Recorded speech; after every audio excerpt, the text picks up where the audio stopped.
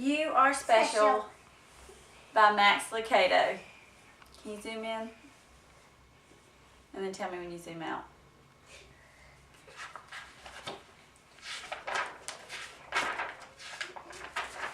The Wemmicks were small wooden people. All the wooden people were carved by a woodworker named Eli.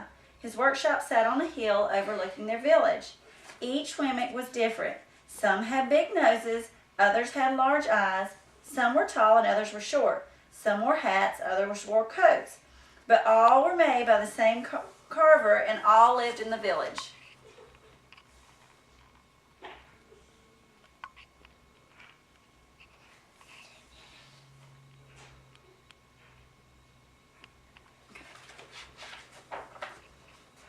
And all day, every day, the Wemmicks did the same thing. They gave each other stickers. Each Wemmick had a box of golden star stickers and a box of gray dot stickers. Up and down the streets, all over the city, people spent their day sticking stars and dots to one another. The pretty ones, those with smooth wood and fine paint, always got stars. But if the wood was rough and the paint was chipped, the Wemmicks gave dots.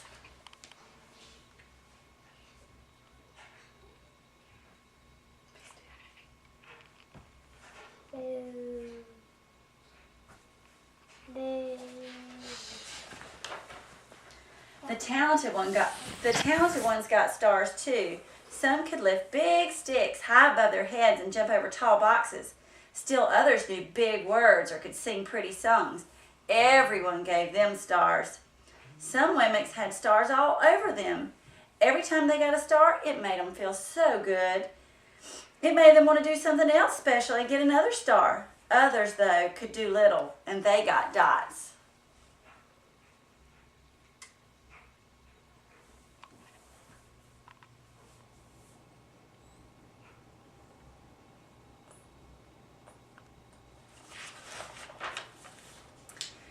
Maybe I should do it like this. Punchinello was one of these. He tried to jump high like the others, but he always fell. And when he fell, the others would gather around him and give him dots. Sometimes when he fell, his wood got scratched, so the people would give him more dots. Then, when he would try to explain why he fell, he would say something silly, and then the Wemmicks would give him even more dots. After a while, he had so many dots, he didn't want to go back outside. He was afraid he'd do something silly, such as forget his hat or step in the water, and then he would get another dot. In fact, he had so many gray dots that some people would come up and give him a dot for no reason at all. Is that better? Poor Punchinello. Yep, poor Punchinello. He deserves lots of dots, the wooden people would agree with one another. He's not a good wooden person. After a while, Punchinello believed them. I'm not a good Wemmick, he would say. The few times he went outside, he hung around other Wemmicks who had lots of dots.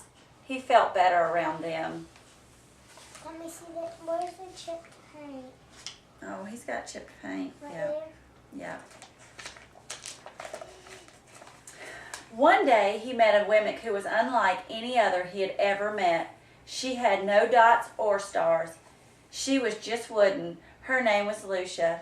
It wasn't that people didn't try to give her stickers. It's just that the stickers didn't stick. Some of the Wemmicks admired Lucia for having no dots, so they would run up and give her a star, but it would fall off. Others would look down on her for having no stars, so they would give her a dot, but it wouldn't stick either. Lucia's very pretty, isn't she? Mm-hmm. This book's tearing apart. That's the way I want to be, thought Punchinello. I don't want anyone's marks. So he asked the stickerless Wemmick how she did it. It's easy, Lucia replied. Every day I go see Eli. Eli? Yes, Eli, the wood carver. I sit in the workshop with him. Why? Why don't you go find out for yourself? Go up the hill. He's there. And with that, the Wemmick who had no stickers turned and skipped away. My book's falling apart.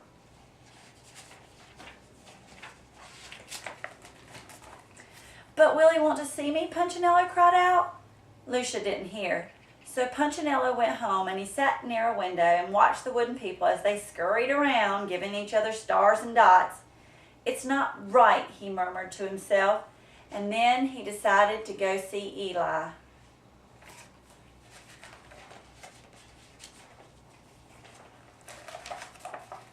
He walked up the narrow path to the top of the hill and stepped into the big shop. His wooden eyes widened at the size of everything. The stool was as tall as he was. He had to stretch on top of his tiptoes to see the top of the workbench. A hammer was as long as his arm. Punchinello swallowed hard. "I'm not staying here," and then he turned to leave. But then he heard his name. "Punchinello?" The voice was deep and strong. Punchinello stopped. "Punchinello, how good to see you. Come in. Let me have a look at you." Punchinello turned and slowly looked at the large bearded craftsman. "You know my name?" the little Wemmick asked. "Of course I do. I made you."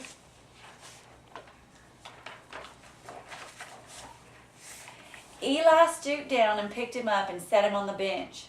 The maker spoke thoughtfully as he looked at the gray dots. "Looks like you've been given some pretty bad marks." "I didn't mean to, Eli. I really tried hard." "Oh, you don't have to defend yourself to me, child. I don't care what the other Wemmicks think." "You don't?" "No, and you shouldn't either. Who are they to give stars or dots? They're Wemmicks just like you. What they think doesn't matter, Punchinello. All that matters is what I think, and I think you're pretty special." I see the chip paint. I see part of it. Just part. Punchinello laughed. "Me? Special? Why? I can't walk fast and I can't jump. My paint is peeling. Why do I matter to you?" Eli looked at Punchinello and he put his hands on his small wooden shoulders and spoke very slowly. "Because you're mine. That's why you matter to me." Punchinello had never had anyone look at him like this, much less his maker. He didn't know what to say. Be still.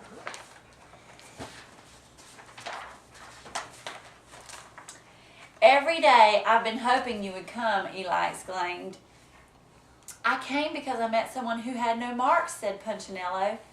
"I know. She told me about you. Why don't the stickers stick on her?" The maker spoke softly. "Because she has decided that what I think is more important than what they think.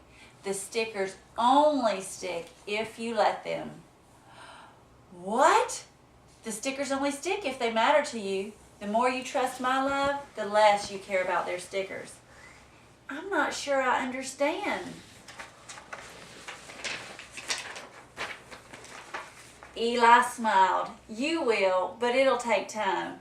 You've got a lot of marks. For now, just come see me every day and let me remind you how much I care." Eli lifted Punchinello off the bench and set him on the ground. "Remember," Eli said as the Wemmick walked out the door, "you are special because I made you and I don't make mistakes." Punchinello didn't stop, but in his heart he thought, "I think he really means it." And when he did, a dot fell to the ground. The end.